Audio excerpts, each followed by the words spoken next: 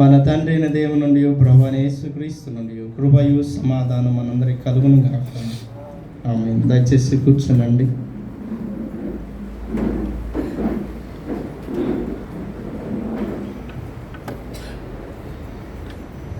క్రీస్తు యేసునందు ప్రియమైన వాళ్ళరా, ఈ అడ్వెంట్లోని మొదటి ఆదివారపు ఆరాధనకి మిమ్మల్ని ప్రేమతో ఆహ్వానిస్తున్నాను. ఈ అడ్వెంట్ నుంచి ఈ సంవత్సరం అంతా కూడా జనరల్ సిరీస్గా, సామాన్య సరణిగా మనము అనుసరిస్తాము. లూథరన్ లిటర్జీ ప్రకారం, లూథరన్ క్యాలెండర్ ప్రకారము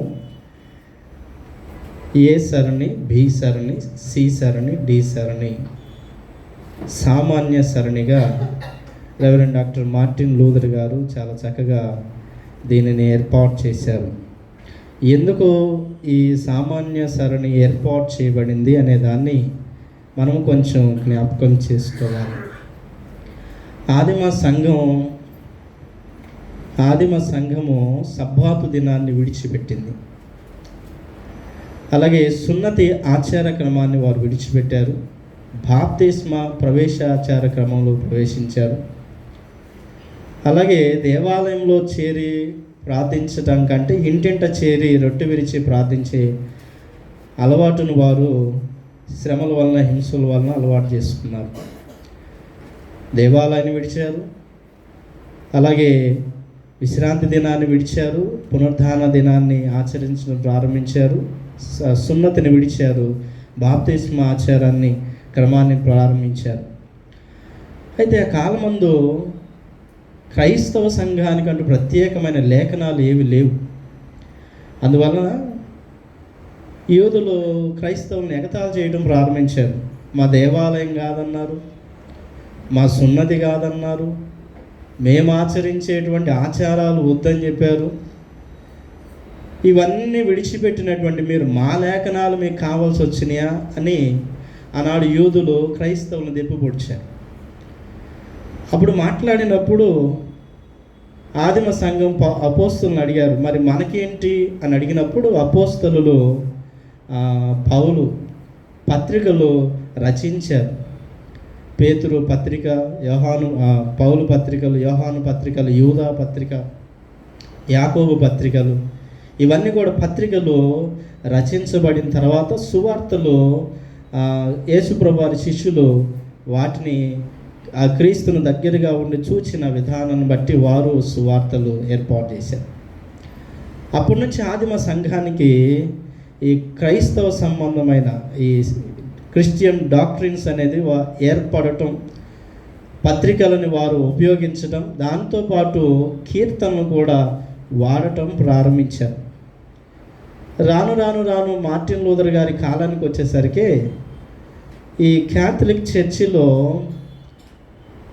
ఈ కీర్తనలు, సువార్తలు, పత్రికలు ఇవన్నీ ఆచరిస్తూనే సెయింట్స్ వర్షిప్ కూడా, పరిశుద్ధుల ఆరాధన, అపోక్రిప ఇవన్నిటిని కూడా ఆచరించడం వారు కొనసాగించారు.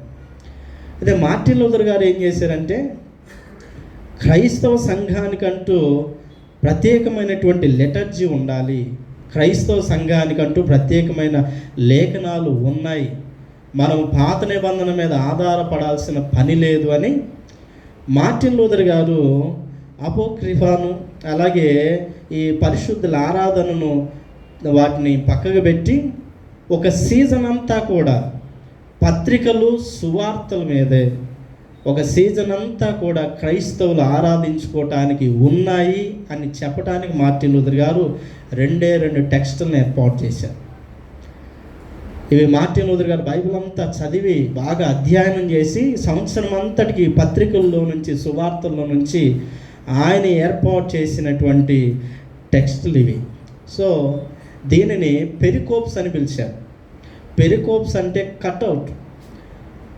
మనం ఆచరించేటువంటి 3 టెక్స్టుల్లో నుంచి పాత నిబంధనని కట్ చేయటం. ఒక టీచరు తాను చెప్పాల్సిన పాఠమును ఎంతవరకు చెప్పాలని అది మాత్రమే తీసుకొని వచ్చి చెప్పినట్టుగా, మిగిలింది మినహాయించినట్లుగా క్రైస్తవ సంఘము ఈ సీజన్ అంతా కూడా పాత నిబంధనని మినహాయించి కేవలం సువార్త పత్రిక మాత్రమే అనుసరించాలి. అలాగని పాత నిబంధన పూర్తిగా తీసివేయటం కాదు, కానీ ప్రసంగంలో మనకి సూచనగా 2, 3, 4, 5 రెఫరెన్సులు తప్పకుండా వాడుకొనవచ్చు.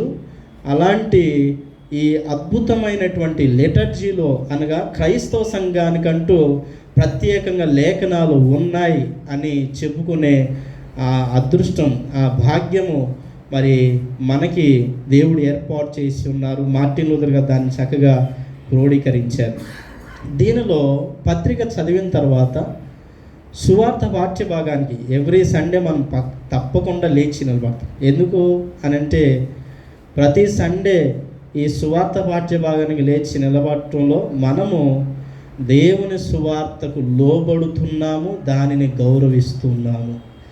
ఎందుకంటే ఈ సువార్తలో ఏమి దాగుందని క్రీస్తు మరణం, క్రీస్తు ప్రభువారి పునరుద్ధానం, క్రీస్తు ప్రభువారి శ్రమలు, ఇవన్నిటిని కూడా మనం గుర్తు చేసుకుంటాం. కాబట్టి ఆ సువార్తకు లోబడిన వారమై, గౌరవించినటువంటి వారమై, ఒక డాక్టర్ వస్తున్నప్పుడు ఎట్లా లేచి నిలబడతాం హాస్పిటల్లో, ఒక అధికారి వచ్చినప్పుడు ఎట్లా లేచి నిలబడతాము, లేదా లోకమందు మనం మన యజమానులకు మనం ఎలా గౌరవిస్తామో, మన అందరికీ సర్వ లోకానికి అధికారి అధిపతి యేసుక్రీస్తు కాబట్టి ఆయన సువార్తకు లోబడుతూ మనము లేచి నిలబడి, అందుకనే ఆరాధనలో కూడా ఒక 2 లైన్స్ మనం తప్పకుండా మన వాయిస్ని చాలా స్లోగా చిన్నగా చేసి పాడతాం. క్రీస్తు మరణాన్ని, మన జీవితాలు తగ్గింపును గుర్తు చేస్తూ మనము మన వాయిస్ని చాలా స్లోగా చేసి దాన్ని అనుసరించి పాడతాము. ఇది జనరల్ సిరీస్కి సంబంధించిన, సామాన్య సరణికి సంబంధించినటువంటి చరిత్ర. దీనిని మీరు జ్ఞాపకం ఎందుకు 2 టెక్స్టులు చదివాము అని అంటే, ఇది చరిత్ర. క్రైస్తవ్యానికంటూ ఒక లేఖనాలు ఉన్నాయి, మనం ఆరాధించుకోవటానికి, మనం చదువుకోవటానికి మనకంటూ లేఖనాలు ఉన్నాయి అని చెప్పటానికి మనకి చాలా అద్భుతమైనటువంటి ఆశీర్వాదంగా దేవుడు ఇచ్చిన లేఖనాలు. మనం చదువుకున్నటువంటి లేఖనాలను ఇది జ్ఞాపకం చేసుకుందాం. రోమపత్రిక 13వ అధ్యాయము 11వ వచనాన్ని చదువుకుందాం. మరియు మీరు కాలము నెరిగి నిద్ర మేలుకొని వేళ అయినదని తెలుసుకొని అలాగూ చేయుడి. మన విశ్వాసులం అయినప్పటి కంటే ఇప్పుడు రక్షణ మనకు మరీ సమీపంగా ఉన్నది. ప్రార్థించుదాం.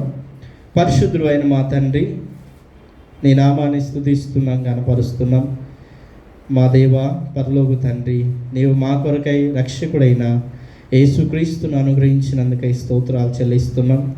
రక్షకుని రాక, మొదటి ఆగమనాన్ని, మొదటి రాకడను జ్ఞాపకం చేసుకుంటుండగా ప్రభా, మాలో 2వ రాకడ కొరకైన నిరీక్షణ, ఆశ మాలో పెంపొందించి మేము సిద్ధపడినటువంటి విశ్వాసం వల్ల ఉండటానికి ఈ వాక్యం ద్వారా మా జీవితాలను సరిచేసి బలపరిచి నడిపించమని యేసుక్రీస్తు నామములో వేడుకొని ప్రార్థిస్తున్నాము తండ్రి, ఆమేన్. క్రీస్తు యేసునందు ప్రియమైన వాళ్ళరా, చదవబడిన 2 లేఖనాలు మీరు విన్నారు. అపోస్తలుడైన పౌలు రోమీయులకు రాసిన పత్రిక 13వ అధ్యాయము, అలాగే మత్తయి సువార్త 21వ అధ్యాయము యేసుక్రీస్తు ప్రభువారి యెరూషలేము జయ ప్రవేశాన్ని గురించి చదువుగా విన్నాం.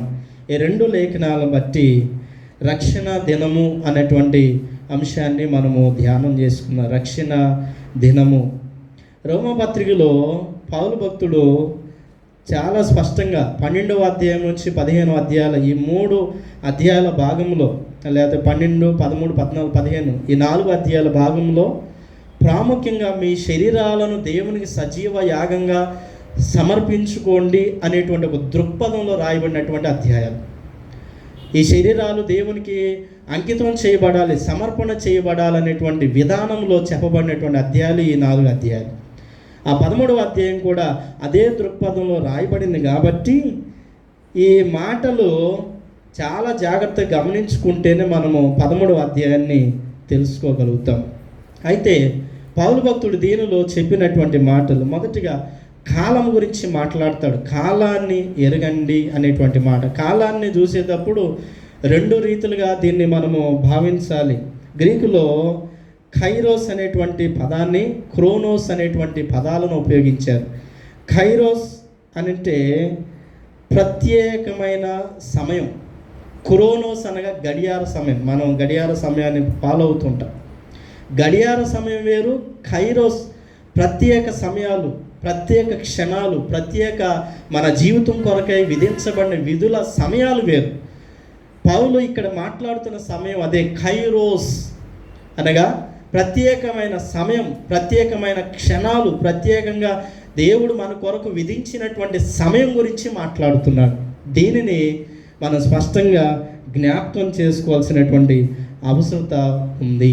దీనిలో పౌలు భక్తుడు ఉపయోగించిన పదాలు, కాలం గురించి మాట్లాడేటప్పుడు కైరోస్ అనేటువంటి పదాన్ని ఉపయోగించినప్పుడు అక్కడ కొన్ని పదజాలాలు ఉపయోగించాడు. ఆ పదజాలాలు చీకటి, వెలుగు, రాత్రి, పగలు, ఇలాంటి పదజాలాలు పౌలు భక్తుడు ఉపయోగించినట్లుగా మనము చూస్తాం. అలాగే పని గురించి మాట్లాడాడు, కవచం గురించి మాట్లాడాడు, తేజో సంబంధమైన యుద్ధ ఉపకరణాల గురించి మాట్లాడాడు. ఈ పదాల గురించి మాట్లాడుతున్నప్పుడు కాలాన్ని గుర్తుపట్టండి అన్నాడు. కాలాన్ని, మన విధిని, మనకుడినటువంటి నిరీక్షణను మనం గుర్తుపట్టకపోతే క్రీస్తు రెండవ రాకడకు సిద్ధపడలేని సంఘంగా ఉంటాం. ఈ పౌలు భక్తుడు బోధించిన ఈ పదజాలాలన్నీ అర్థం చేసుకోవాలంటే పౌలు ఒక 3 విషయాల ద్వారా వాటిని అర్థం చేసుకునే ప్రయత్నం మనకి జ్ఞాపకం చేస్తాడు. అందుట్లో మొదటిది, రక్షణ మనకు సమీపంగా ఉంది. రక్షణ మనకి సమీపంగా ఉంది. ఈ మాట వింటున్నప్పుడు నేను మీ వద్ద ఒక ప్రశ్న అడగాలనుకుంటున్నాను. రక్షణ ఉందా, విశ్వాసం ఉందా? రక్షణ ఉందా, విశ్వాసం ఉందా? ఏది చెప్పాలి?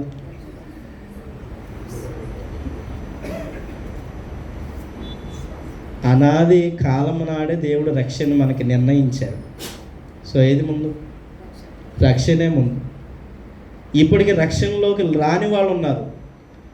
వారు విశ్వసిస్తే వారు రక్షణలోకి వస్తారు. దేవుడు అనాది కాలము నాడే మన కోసరము జగత్తు పునాది వేయబడక ముందే ఆయన మానవులను రక్షించటానికి ఆయన సమస్తాన్ని సిద్ధపరిచి ఉన్నాడు.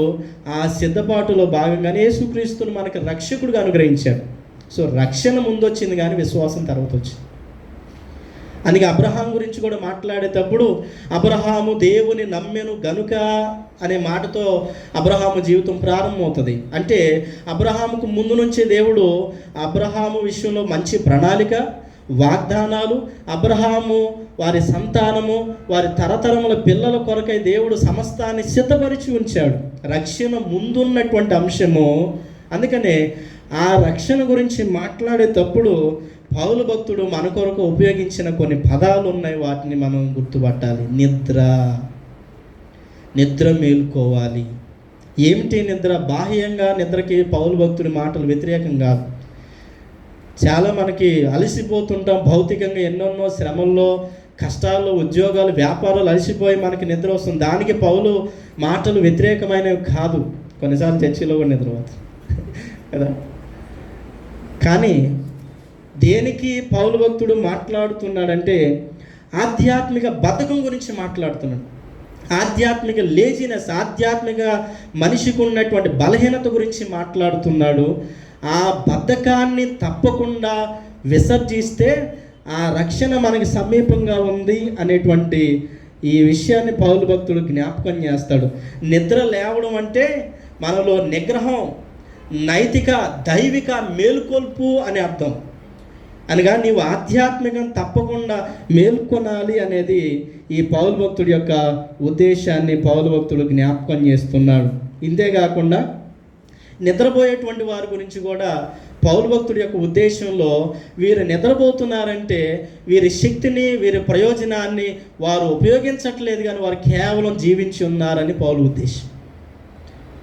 యేసుక్రీస్తు ప్రకటన గ్రంథంలో ఎక్కడో ఈ మాట మనకు తగులుతూ ఉంటుంది. జీవించుచున్నావనే పేరు ఉంది కానీ మృతులు. శక్తి, ప్రయోజనం లేకుండా, మన జీవితంలో ఏ ప్రయోజనం లేకుండా కేవలం జీవిస్తున్నామనే పేరు మాత్రమే.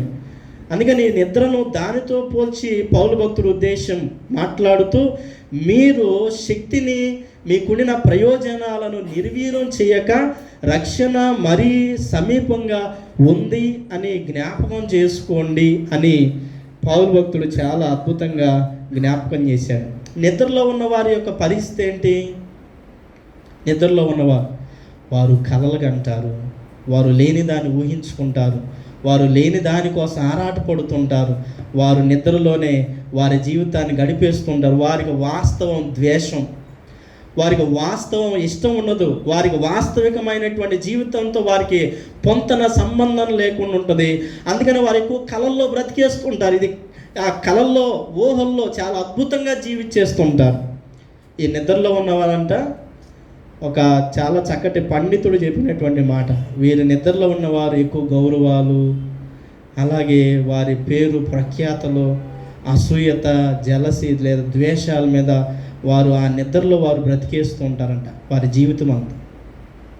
అందుకని ఆధ్యాత్మికంగా మనం తప్పకుండా దేవుని రక్షణ కొరకు మేల్కొనాలి అని దేవుని యొక్క వాక్యం జ్ఞాపకం చేస్తుంది. నిద్రలో ఉన్నటువంటి వాడు విలాసవంతమైన జీవితం కోసం ఆరాటపడ్డాడు.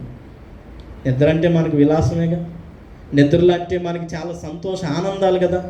అందుకనే ఆ నిద్రను మనం ఎప్పుడైతే విడిచిపెడతామో రక్షణ మనకి మరీ సమీపంగా ఉందని దేవుని వాక్యం మనకి జ్ఞాపకం చేస్తుంది. వారి జీవితం ఎలా ఉందో లేఖనాలు కూడా చాలా స్పష్టంగా చెబుతున్నాయి. 76వ సంకీర్తన 5వ చరణాన్ని ఒకసారి చదువుకుందాం. 76వ సంకీర్తన 5వ చరణం.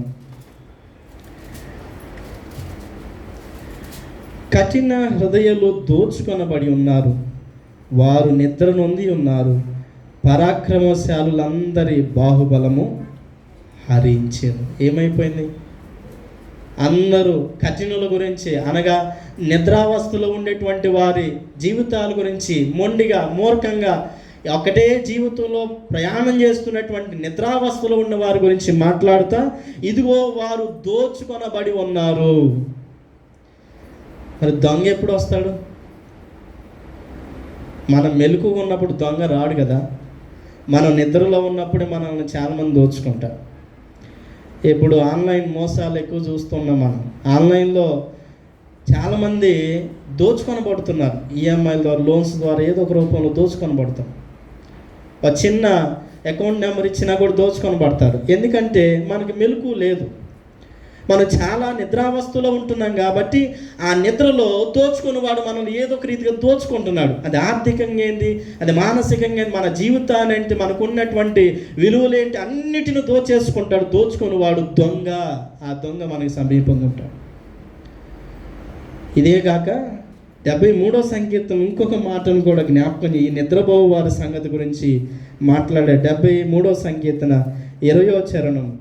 మేలుకొనువాడు తాను కన్న కల మరిచిపోనట్లు ప్రభువా నీవు మేలుకొని వారి బ్రతుకును తృణీకరించు. ఎవరి గురించి మాట్లాడుతాను? ఇక్కడ నిద్రపోవు వారి గురించి మాట్లాడుతాను.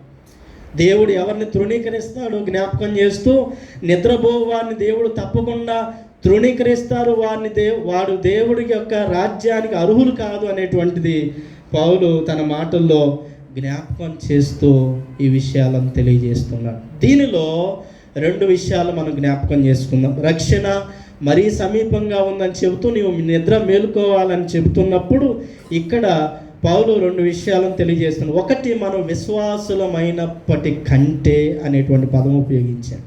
విశ్వాసులమైనప్పటికంటే అంటే నువ్వు విశ్వాసం అయినందుకు కాదు, నీవు నేను విశ్వాసంలోకి వచ్చినందుకు కాదు, నీవు నేను ఆ విశ్వాసంలోకి రాకముందే దేవుడు మన కొరకే సమస్తమైనటువంటి రక్షణను ఆయన సిద్ధపరిచి ఉంచాడని దేవుని వాక్యం జ్ఞాపకం చేస్తుంది. ఆదికాండము 22వ అధ్యాయం 18వ వచనంలో దేవుడు అబ్రహామును దీవిస్తూ, అబ్రహాము కుమారుణ్ణి దేవుడు అర్పణగా అడిగినప్పుడు అతడు అర్పణగా తీసుకువెళ్ళిన తర్వాత దేవుడు అతని అర్పణ విధానమును మెచ్చి అతనికి ప్రతిగా గొర్రెపిల్ల అక్కడ వధించబడినట్లుగా చేసి అక్కడ అబ్రహామును దేవుడు దీవిస్తున్న సందర్భం. 22:18 వచనాన్ని ఎవరైనా చదివి సహాయం చేయండి. నీవు నా మాట వినినందున భూలోకములోని జనములన్నీ నీ సంతానం వలన ఆశీర్వదించబడును. చదవండి. నా తోడని ప్రమాణము చేసి ఉన్నానని యెహోవా సెలవిచ్చి. ఎప్పుడో అబ్రహాము కాలము నుండే దేవుడు తన రక్షణ ప్రణాళిక ఇశ్రాయేలీయుల పట్ల, యూదుల పట్ల, మన పట్ల దేవుడు ఏనాడో తెలియజేసి ఉంచాడో దాని గురించినటువంటి విశ్వాసము యూదులందరూ విశ్వసించారు. అలాగే చాలామంది పరిశుద్ధులు విశ్వసించారు. ప్రవక్తల బోధలు వారు విన్నారు, చాలామంది విశ్వసించారు. అయితే కొంతమంది దానిని విశ్వసించలేకపోయారు. వాగ్దానాన్ని విశ్వసించారు కానీ నెరవేర్పును విశ్వసించలేదంట. వాగ్దానం మనం కూడా ఈ 31st నైట్ చాలా చక్కగా నూతన సంవత్సరం కోసమై మనం ఈ ప్రామిస్ కార్డ్ తీసుకుంటాం. ప్రామిస్ కార్డ్ నందు విశ్వాసం అద్భుతంగా ఉంటుంది మనకి కదా. మామూలు కళ్ళు మూసుకొని మరి ఎట్లా తీసుకుంటాం, అద్భుతంగా దాని మీద విశ్వసిస్తాం. కానీ దాని నెరవేర్పు గురించిన విశ్వాసం లేకపోతే, ఇశ్రాయేలీయులు యూదులందరూ కూడా అబ్రహాముకు దేవుడిచ్చిన వాగ్దానం మీద బాగా విశ్వాసం ఉంచారు. కానీ వాగ్దాన నెరవేర్పు గురించిన విశ్వాసం, ఆ వాగ్దాన నెరవేర్పు అని యేసుక్రీస్తు వారి కంటి ముందులకు వచ్చాడు. వారి కంటి ముందులో వచ్చి అద్భుతాలు చేశారు, వారి కంటి ముందులో వచ్చి స్వస్థతలు చేశారు, చనిపోయిన వారు లేపాడు. వారి కంటి ముందల ఆయన గాడిద మీద భారవాహకం ఎక్కి ఆయన వస్తున్నటువంటి సందర్భం ప్రవక్తలు రాసింది వారు చదువుకున్నారు, దానిని విశ్వసించారు. కానీ దాని నెరవేర్పును వారు విశ్వసించలేదు. అందుకే మన జీవితాల్లో కొన్నిసార్లు వాగ్దానాలు విశ్వసిస్తాం కానీ వాటి నెరవేర్పును మనం విశ్వసించాం. ఇక్కడ ఆ వాగ్దాన నెరవేర్పుని విశ్వసించలేని వారి గురించి మత్తయి సువార్తికుడు రాశారు.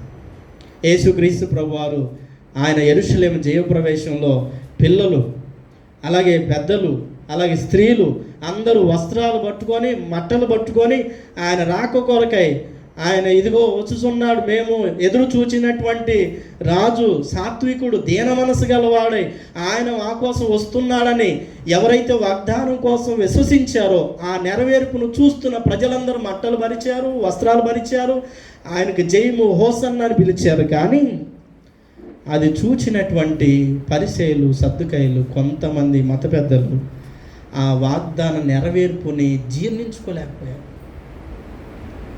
ద్వేషం, ఈయనను ఎలాగ చంపుదమా, ఈయనను ఎలాగున మరి చంపుదమనేటువంటి ఆలోచనలోకి వారు ఉన్నట్లు మనము జ్ఞాపకం చేసుకుందాం. అందుకనే అబ్రహాముకి ఇచ్చిన వాగ్దానం మీద విశ్వసించారు కానీ అబ్రహాము కుమారుడికి వచ్చిన యేసుక్రీస్తు ప్రభు వారి మీద వారు విశ్వాసము ఉంచరాయని. నేడు క్రైస్తవ సంఘం కూడా జ్ఞాపకం చేసుకోవాలి. మనకు వాగ్దానాలు అంటే బహుపిచ్చి, పొద్దున్నే వాక్యం అంటే బహుపిచ్చి, భావం మంచిదే, క్రైస్తవులంగా దాని మీద విశ్వాసం ఉండటం మంచిదే, దాని మీద మన భావం మంచిదే, దాని మీద మన ఆశ మంచిదే, మన ఆసక్తి మంచిదే. కానీ అవి మన జీవితాల్లో నెరవేర్పు కొరకే మనం ఎంత విశ్వాసం ఉంచగలుగుతున్నాం. యేసుక్రీస్తు ప్రభువారు తన రాకడ గురించి ముందుగానే ఆయన తెలియజేసి ఉన్నాడు.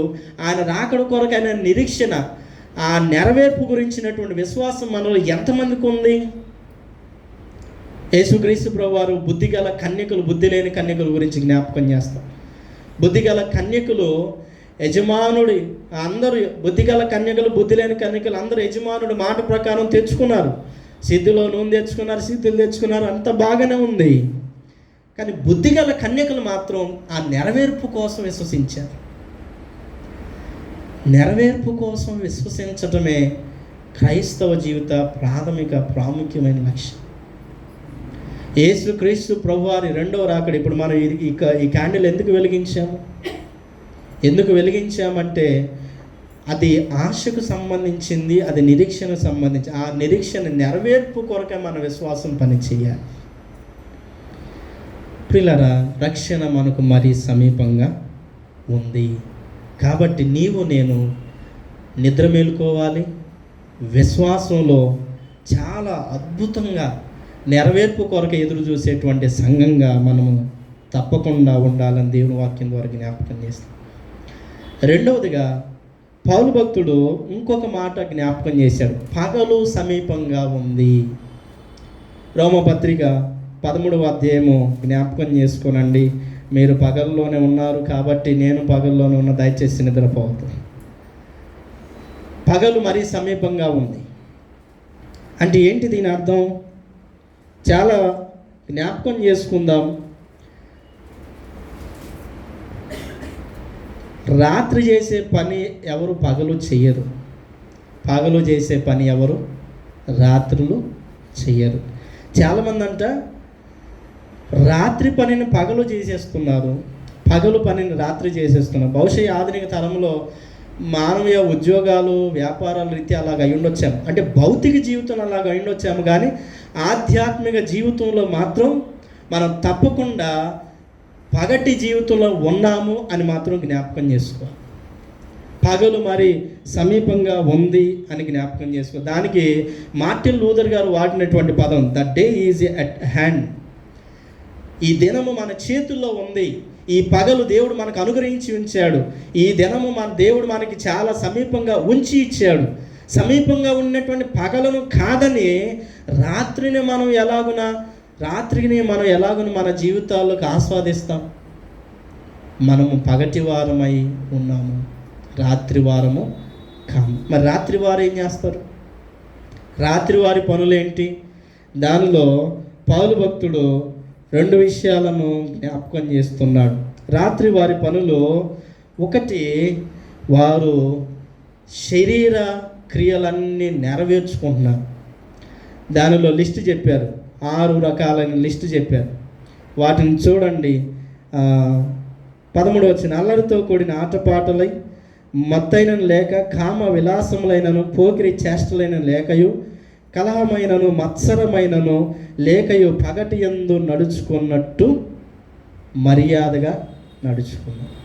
2 రకాలు. ఒకటి, మనము ఈ రాత్రి సంబంధమైనటువంటి పనులు ఏవైతే ఉన్నాయో 2 భాగాలు, 2 తరగతులు. ఒకటే మద్యము, పోగిరి చేష్టలు, కామ విలాసాలు, అలాగే అల్లరితో కూడిన ఆటపాటలు. ఇదొక కుడివైపు తరగతిగా భావిస్తే, ఎడమవైపు తరగతి వచ్చే కలహాలు, క్రోధాలు, ద్వేషాలుగా భావించుకుంటే, ఒక తరగతిలోనేమో సంతోషము ఒక రకంగా ఉంది, మరొక తరగతిలోనేమో మరొక రీతిగా సంతోషం దాగుంది.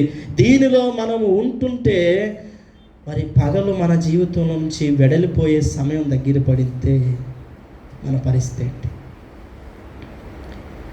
పగటి సమయమున రాత్రి క్రియలు మన జీవితాల్లో పనిచేస్తాయి. ఆటపాటలు వచ్చేసాయి, డీజే లేకపోతే జీవితం గడవట్లే మన జీవితం. ఈనాడు క్రిస్మస్ వచ్చిందంటే, క్రిస్మస్లో క్రైస్తవ్య సాహిత్యపరమైన క్రైస్తవ లిటర్జీ, క్రైస్తవపరమైనటువంటి అర్థమంతా పోయి డీజేలు వచ్చేసాయి, అల్లరి ఆటపాటలు వచ్చేసాయి. బాగా ఎగరాలి, బాగా గంతులు వేయాలి, బాగా ఇది చేయాలి.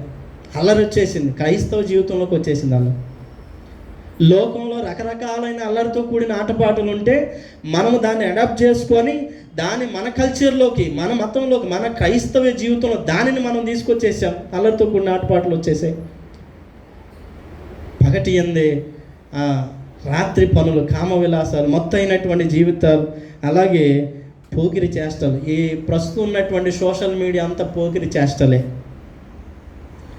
ఏదో ఒకడెవడో బాధలో ఉంటే వాడు పోతా ఉన్నాడు, వాడిని ఫ్రాంక్ చేస్తారు, ఫ్రాంక్ వీడియో చేస్తారు. చివరికి ఇది ఫ్రాంక్. వాడు నడుచుచు బాధలో వెళ్తుంటే వాడి మనోభావాల మీద ఆటలాడి, వాని మనోభావాలను ఏడిపించి, వాడి సమయాన్ని వృధా చేసి, వాడి అత్యవసరంలోనూ, రోగంలోనూ, వారి కుటుంబ సమస్యల్లోనూ, వారి పనికో, వారి ఉద్యోగానికో, వారి ఇబ్బందుల్లోనూ వాడు ఒక పార్కులో మనశ్శాంతి కోసం కూర్చుంటే పోకిరి చేష్టలు కలిగిన వారు వారిని ఏడిపించి వారి మనోభావాలని, ఇదే కాదు రకరకాలుగా వచ్చేసి మన సోషల్ మీడియా అంతా. అందుకనే ఈ క్రైస్తవ సమాజం పగలు మనకి ఇంకా సమీపంగా ఉంది, రాత్రి మనకి ఇంకా మన జీవితాల్లో అనగా అంధకారము కమ్ముకొనక మునిపే ఈ శరీర సంబంధమైన క్రియలన్నీ కూడా విసర్జించాలి. అది దేవుని వాక్యం జ్ఞాపకం చేస్తుంది. సో మనం పగటి వారమై ఉన్నాం, రాత్రి వారము కాము. పగటి పనులు మాత్రమే చేయాలని జ్ఞాపకం చేస్తాం. రెండోది, పగలు సమీపంగా ఉందని చెప్పడంలో నీవు మర్యాదగా నడుచుకోనము, నేను మర్యాదగా, హానెస్ట్లీ, చాలా నిజాయితీగా నడుచుకోవాలని జ్ఞాపకం. అందరం భక్తి చేస్తాం కానీ భక్తిలో నిజాయితీ మర్యాదలు తగ్గుతూ ఉంటాయి.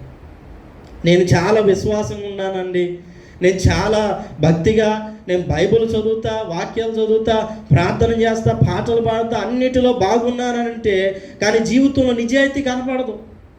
కానీ జీవితంలో ఎక్కడ మర్యాదపూర్వకమైన జీవితం కనపడదు. అందుకనే దేవుని వాక్యం ద్వారా పౌలు జ్ఞాపకం చేస్తూ, మీరు పగటి సమీపంలో ఉన్నారు కాబట్టి అంధకార క్రియలను విడిచిపెట్టండి, అలాగే మర్యాదగా నడుచుకోండి. కొంతమంది ఎంత వయసు వచ్చినా అలుగుడు పోదు, వయసు పెరుగుతూ ఉంటుంది, 70 ఏళ్ళు వచ్చేస్తూ ఉంటుంది, ఇంకా అలుగుడు పోదు. కొంతమంది వయసు పెరుగుతూ ఉంటుంది కానీ పిల్ల చేష్టలు బావు. యేసుక్రీస్తు ప్రభువారు ఆనాటి పరిచయులను, సద్దుకాయలను ఏమని పిలిచాడు తెలుసా? పిలుపులాటలు ఆడుకొని పిల్లకాయలను పోలి ఉన్నారని పిలిచి. అంటే ధర్మశాస్త్రాన్ని ఆచరించారు, వారికి ఉన్న సున్నతిని ఆచరించారు, వారికి ఉన్నటువంటి ధర్మశాస్త్ర విధులు, కట్టడలు అన్నిటిని ఆచరించారు, కానీ ఆ పిల్ల చేష్టలు పోగొట్టుకోలేదు. అందుకని మన ఈ క్రైస్తవ జీవితంలో మర్యాదపూర్వకమైనటువంటి జీవితాన్ని తప్పకుండా అనుసరించాలి. పగలు మనకి ఇంకా సమీపంగానే ఉన్నదని దేవుని వాక్యం జ్ఞాపకం చేస్తుంది. కీర్తన 110వ సంకీర్తన 3వ చరణాన్ని మనం చదువుకుందాం.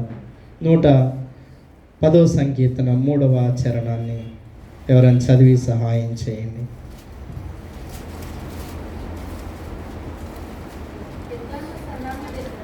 యుద్ధ సన్నాహ దినమున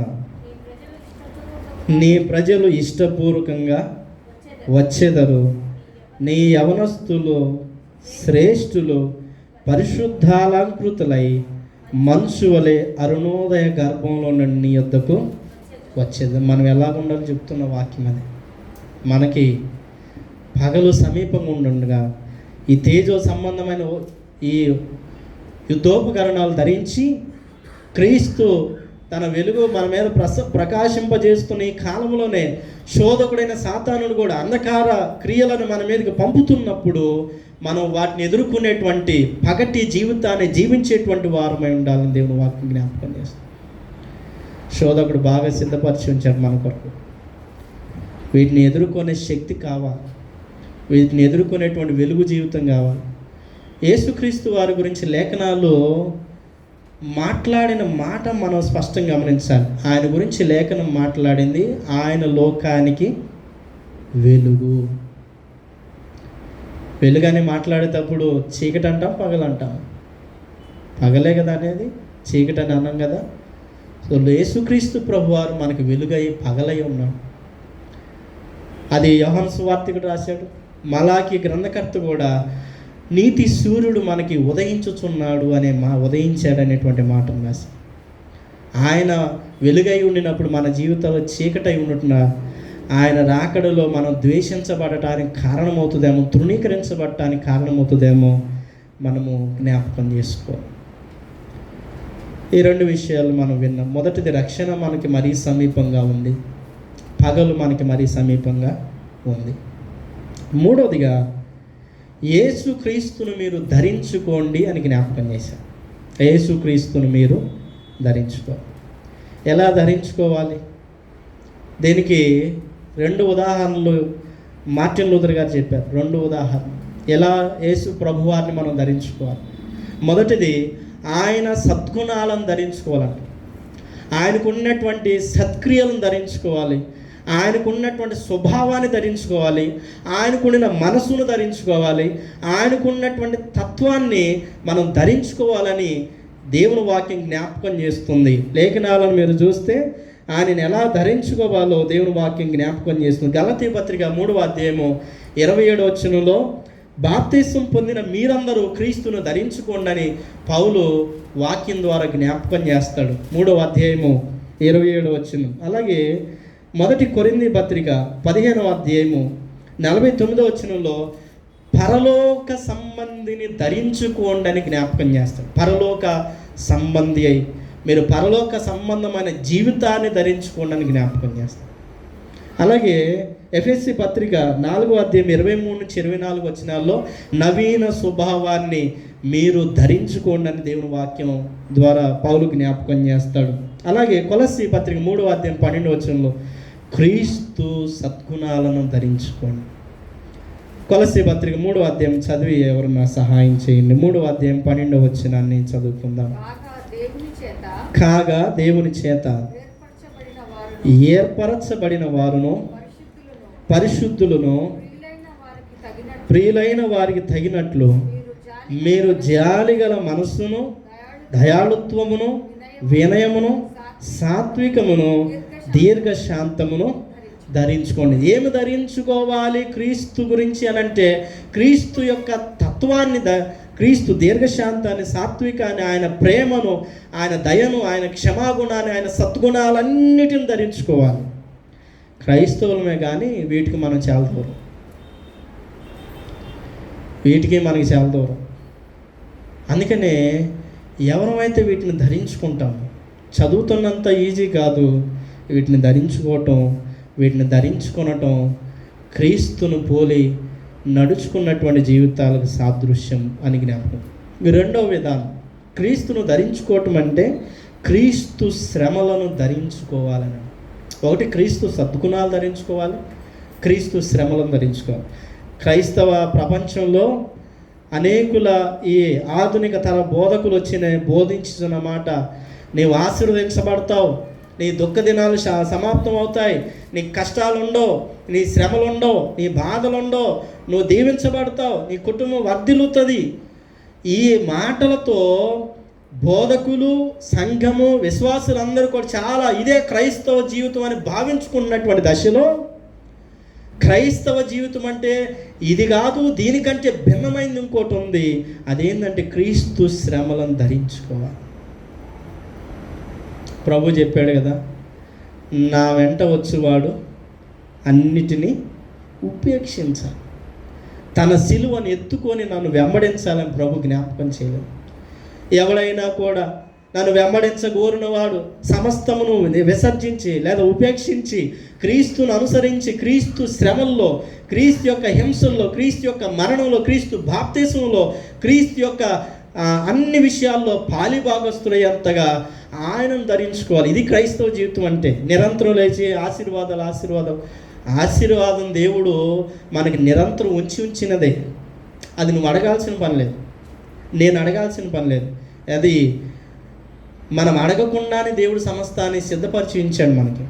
అడుగుడే మీకు ఇవ్వబడిన మాటకు భిన్నంగానే దేవుడు మన జీవితాలు సమస్తం సిద్ధపరిచి ఉంచాడు. యాకోబు పత్రికలు చెబుతాడు, శ్రేష్టమైన ప్రతి ఈవియో, సంపూర్ణమైన ప్రతి వరమును జ్యోతిర్మయుడు దేవుని యొద్ద నుంచి మనం సంపాదించుకున్నామని యాకోబు తన పత్రికలు తెలియజేశాడు. కానీ ఆశీర్వాదాన్ని ఆస్వాదించడం కంటే క్రీస్తు వలనైన శ్రమను ధరించుకోవడం చాలా ప్రాముఖ్యం. పేతురు భక్తుడు తన పత్రికలు చెప్పాడు, క్రీస్తు శ్రమలను మీరు ధరించుకొనండి అని.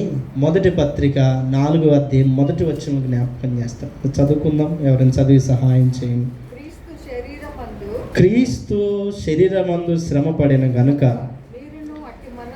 మీరును అట్టి మనస్సును ఆయుధముగా ధరించుకోండి. శరీర విషయంలో శ్రమపడిన వాడు శరీరమందు జీవించిన మిగిలిన కాలం ఇక మీదట మనుజాశలను అనుసరించి నడుచుకొనక దేవుని ఇష్టానుసారంగా నడుచుకున్నట్లు పాపముతో జోలి ఇక ఏమీ లేక ఉండుడి. క్రీస్తును ధరించుకోవాలి. ఆయన శ్రమను ధరించుకున్న వారమై పాపపు జోలికి పోకుండా మనుజాశలను విడిచిపెట్టిన వారమై ఉండాలి. అంతేగాక క్రీస్తు శ్రమ ధరించుకోవటం అంటే ఇంకొక అర్థం ఫిలిప్పీ పత్రికలో పౌలు చెప్పాడు, యేసుక్రీస్తు ప్రభువారు ఈ లోకానికి వచ్చిన మనుషుని పోలికగా పుట్టి దాసుని స్వరూపమును, దయచేసి నాతో చెప్పండి, దాసుని స్వరూపాన్ని ధరించుకున్నాడు. సో క్రీస్తుని ఎలా ధరించుకోవాలి అని అంటే, ఆయన మనకి ఈ లోకానికి వచ్చి ఆయన ఎలాగ ఏమి ధరించుకున్నాడో అదే మనం కూడా ధరించుకోమని దేవుని వాక్యం జ్ఞాపకం. క్రీస్తు శ్రమను, క్రీస్తు యొక్క ఆయన ఎలాగైతే దాసత్వాన్ని, ఆయన దాసుడిగాను చాలా పరిచారకుడిగాను ధరించుకున్నాడో, ఆ స్థితిని ధరించుకున్నాడో, మనము కూడా క్రీస్తుకు దాసులమై ఈ లోక దాసత్వ జీవితాన్ని విడిచిపెట్టి క్రీస్తుకు దాసులంగా, పరిచారకులంగా అట్టి వస్త్రమును మనం ధరించుకున్న వారమే. అప్పుడు దేవుని యొక్క రక్షణను సంపాదించుకున్న వారమై ఉంటాం. 3 విషయాలు ప్రియులారా. దేవుని వాక్యాన్ని జ్ఞాపకం చేసుకున్న మనము, రక్షణ మనకి మరీ సమీపంగా ఉంది. వాగ్దానాన్ని నమ్ముతున్న మనము దాని నెరవేర్పును కూడా నమ్మాల్సిన వారమై ఉన్నాం. రెండోది, పగలు మనకి బహు సమీపంగా ఉంది. 2 విషయాల్లో జాగ్రత్తగా ఉండాలి. అంధకార క్రియల విషయాల్లో, మర్యాదగా నడుచుకున్న విషయాల్లో మనం స్పష్టంగా జాగ్రత్తగా ఉండాలి.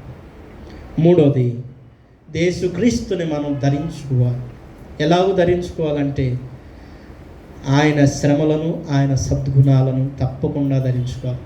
ఇవి లేని క్రైస్తవ్యం, ఇవి లేని అడ్వెంట్, ఇవి లేని క్రీస్తు రాకడ కొరకైనా కనిపెట్టి ఎదురు చూచే విశ్వాసాలు వ్యర్థమవుతాయి.